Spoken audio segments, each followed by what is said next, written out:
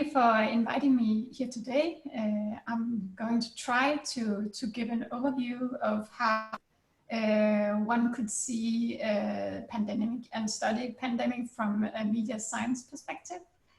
And so in the next couple of 20 minutes, I will give an overview of some of the theories to remember within media and information science.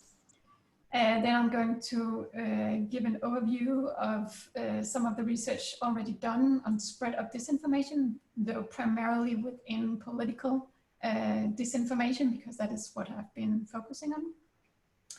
And then I'm going to present some of the results that our group has been doing on content exposure in Facebook news feeds in the area of studying and detecting filter bubbles.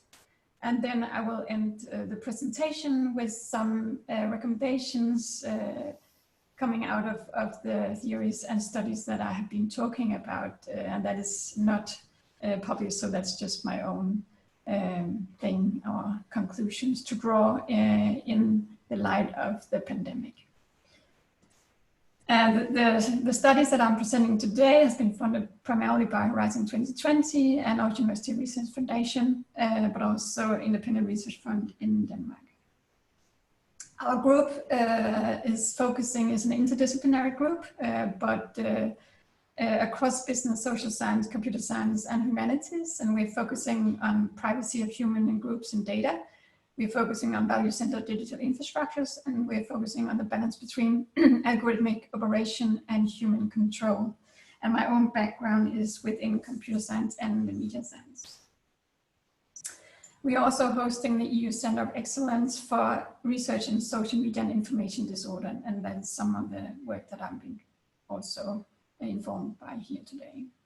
But I will start out just to say I will primarily focus on things that has been published and not things in review, because in our field a lot is in review right now on the pandemic, but you can of course ask about that. But I will focus primarily on what has been published, and thereby not specifically on the pandemic. But I think that it's something that is worth mentioning, and also something that you might want to work with going forward in the light of pandemic. If we look at what we know is are the values, social values that people, why people are sharing, we have a lot of literature on that. And if we draw some out of this, especially work from Sao concludes that that sharing is about sharing data and sharing things on social media is about being socially desirable self, about being popular, well-rounded, and thoughtful. It's also a way to monitor yourself as a consumer with good taste, but also a way to show the everyday monotony of life. And in this case, of course, the everyday difference that comes to play when the pandemic is happening. A large study, ethnographic study by Miller, focuses on how, why people share on social media, and it's also about very much about expression opinions. So if a unit, a data, or a link or source confirms one's opinions, then it's shareable. And if it doesn't confirm one's opinions, it's a possibility to comment critically on it, and thereby also showing one's opinion. And why do people want that? It's because they want to strengthen their in-group relationship by excluding certain other groups. So it's about actually showing who you are in group with and who your out group is.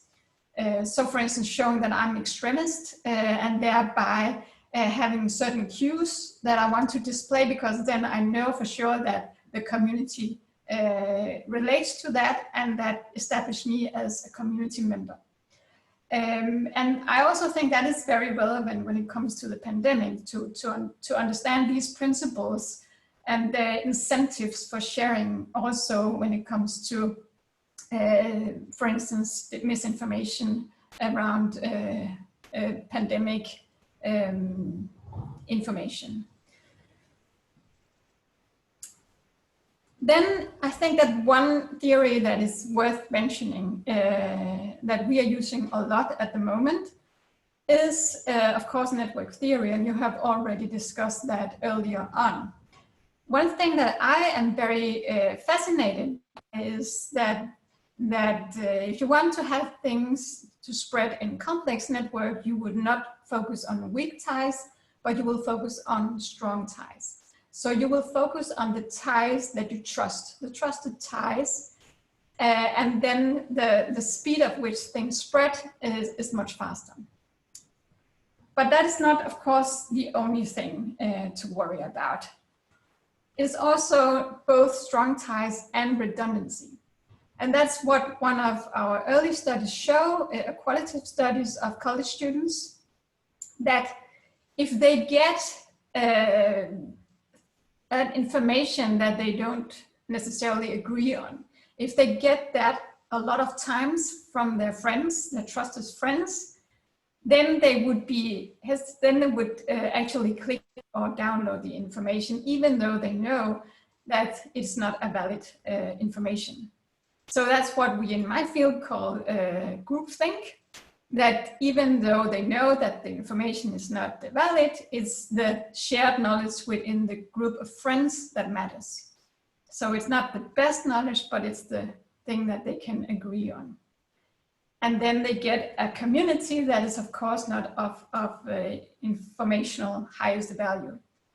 But these are the effects that is also important to stress when it comes to information on pandemic.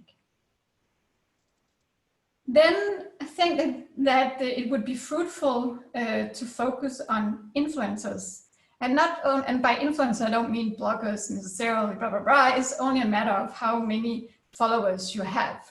So if you have a large number of followers like Donald Trump, 82 million on Twitter, then you're, of course, an interesting node in the network. But what more important within our field is that also the mid-level gatekeepers has actually proven to play a very important role. As my colleague Jeff Hemsley has shown,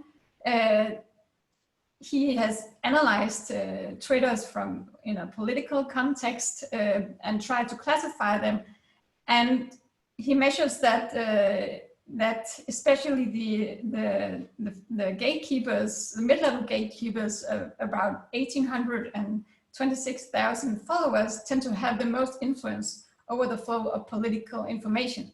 And often we tend to not see that because we focus on the big nodes. And of course, the big nodes are very important, but the nodes that bridge between different communities is also super important, because that means that things flows across otherwise isolated communities. And here, the mid-level gatekeepers play a very important role, which means that if I wanted to try to understand how I could optimize the information, I would definitely try to monitor these mid-level gatekeepers. Then I have tried to just shortly give you an overview of what we know and what we don't know on this information. Of course, this is very rough and I haven't covered it all, but I have taken out, to me, the most central studies that has been published recently.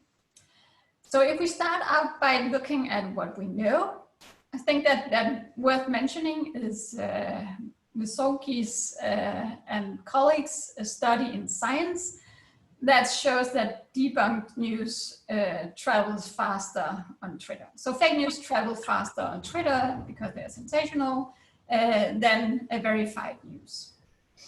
We also know that conservatives are more likely. Sorry? No worries at all. Right. Do you hear? Please mute yourself if you are not speaking. Thank you. Good.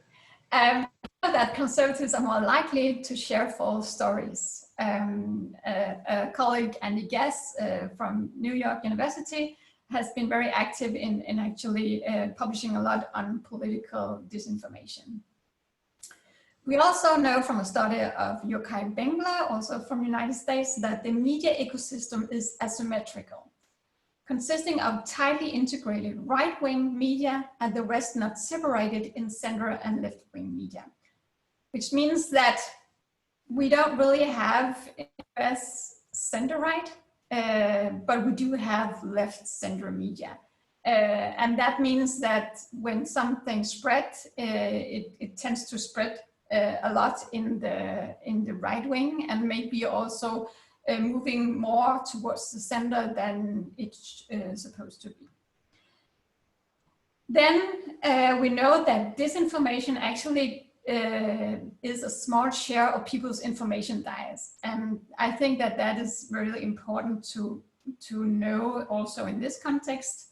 But I don't know if it's the case in the pandemic, but it's actually at least a hypothesis to build on if we wanna understand that in the future. And they were largely consumed by Americans with strong preference for pro-attitudinal information. So that is something that potentially could be used to generate informed hypotheses on this new area.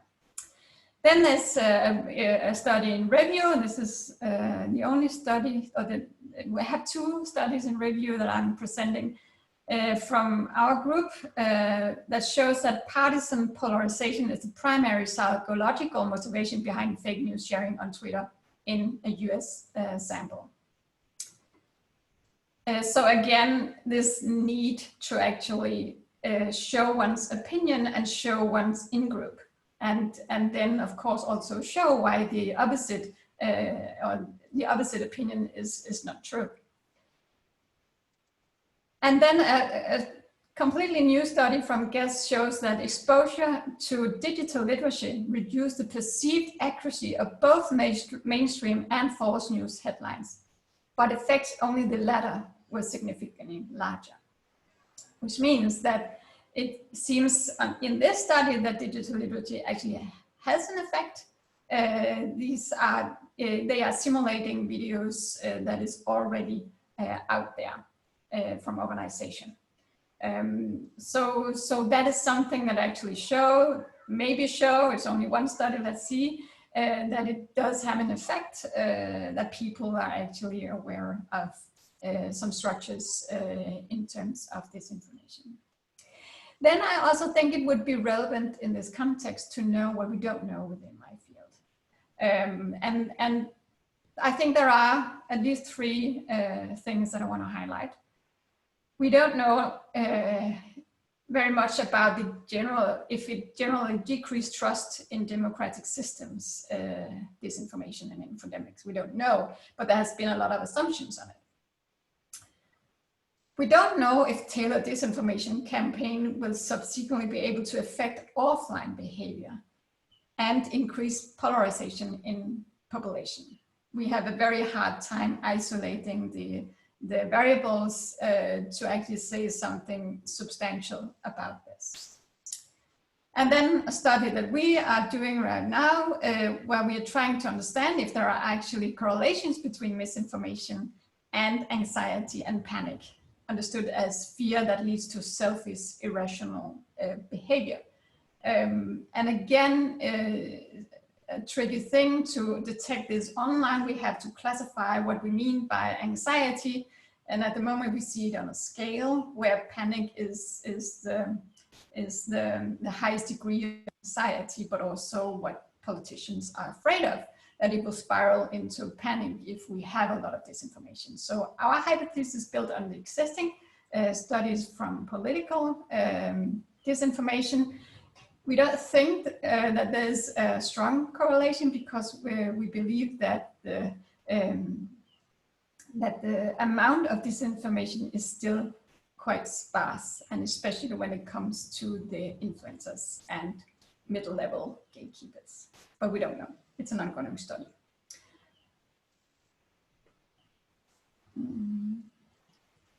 Trying to shift and it doesn't work.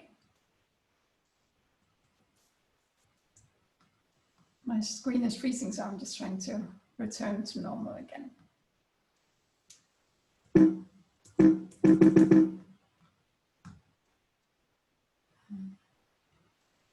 Good.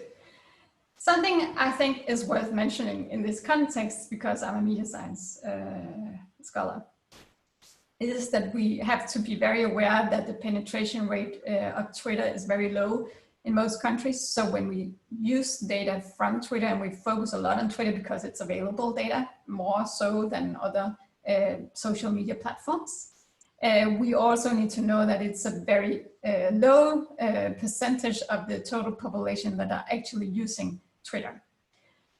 And therefore, I think that we should turn our attention more towards Facebook, because it has a much higher penetration rate in most areas of the world. And of course, if we are focusing on how users act, then that is the most important platform, along with YouTube.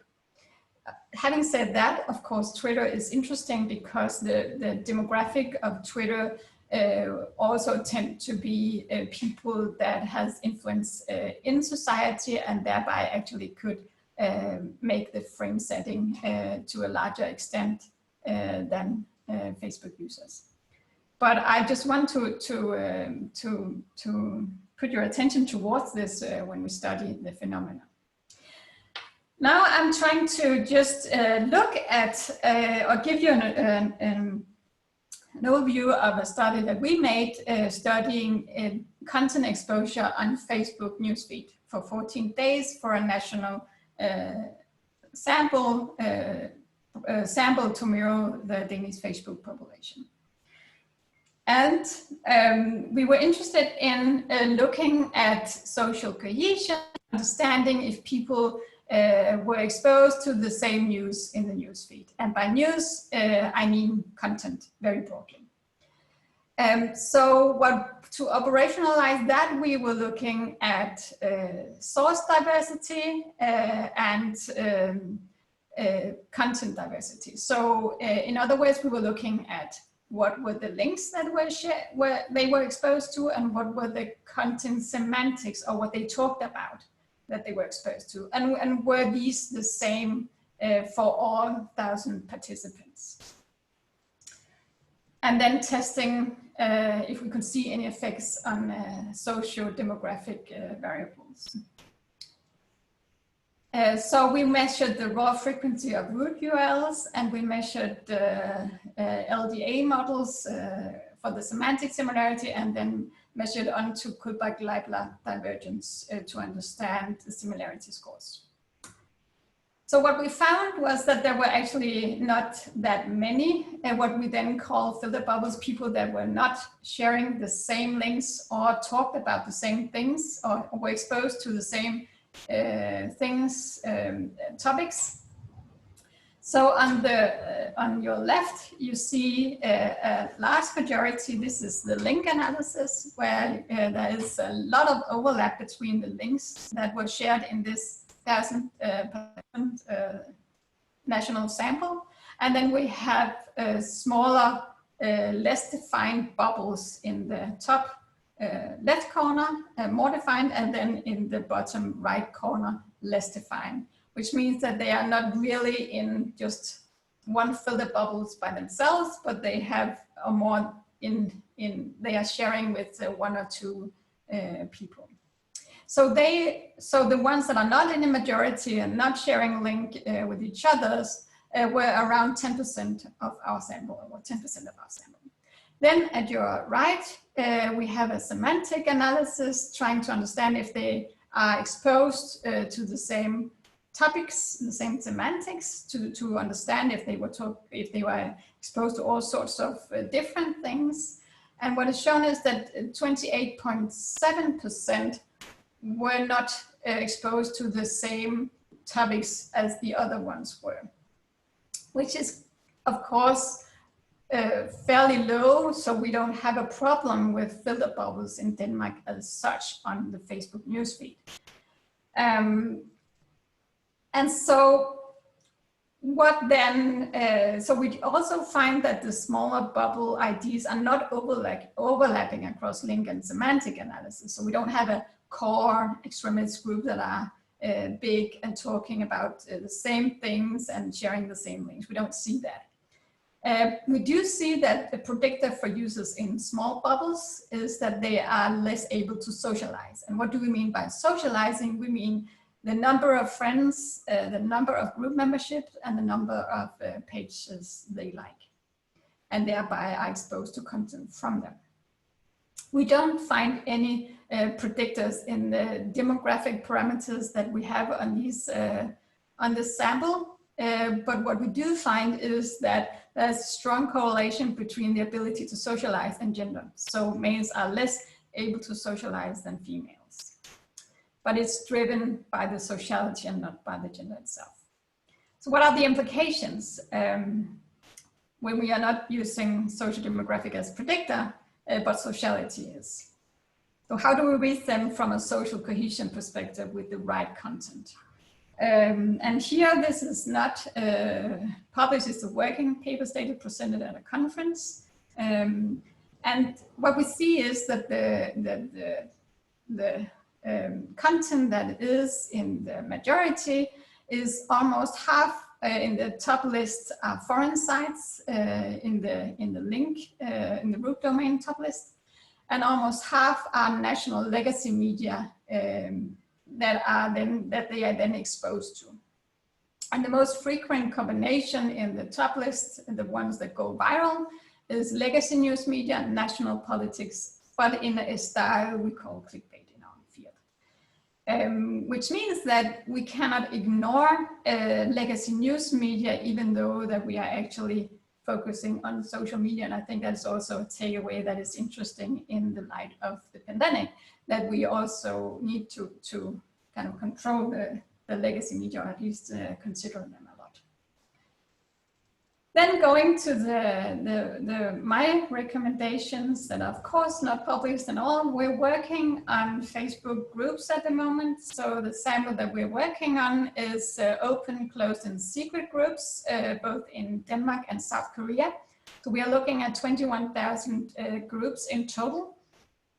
And I think that it's not a published study, so I don't have the results with me here. But it is worth looking at Facebook groups when it comes to pandemic, because a lot of these groups have health-related topics, and there's a growing number of users in Facebook groups in general. So it is a forum I would recommend you to engage in and also monitor to the extent it is possible, and potentially also ask Facebook for an extended collaboration that they are actually working on at the moment to secure. So from the presentation overall, the recommendation that I would put forward would be to focus on the influencer and the mid-level gatekeepers, focusing on strong ties, but also in-group belonging logics. That is actually what stands out, is that people want to position themselves through opinionated content or opinions on other sources or other content in order to state which group or community they belong to and which groups they are not belonging to. And of course, also beware of the groupthink principles and logics, that even though people know something, it is more important what they can agree on within their community of friends. So it's about raising the information level in the total group of friends and not only targeting specific nodes. Then on the legacy media that I already showed, and focusing on measuring correlation between misinformation and unintentional online and offline behavior, because we don't know a lot about that at the moment due to the problems of isolating potential variables. So that was what I brought to you today, and I hope that that has provided an overview of how our lab and our field is looking at possible pandemic analysis, but also giving a larger perspective into the theories that I find relevant for you.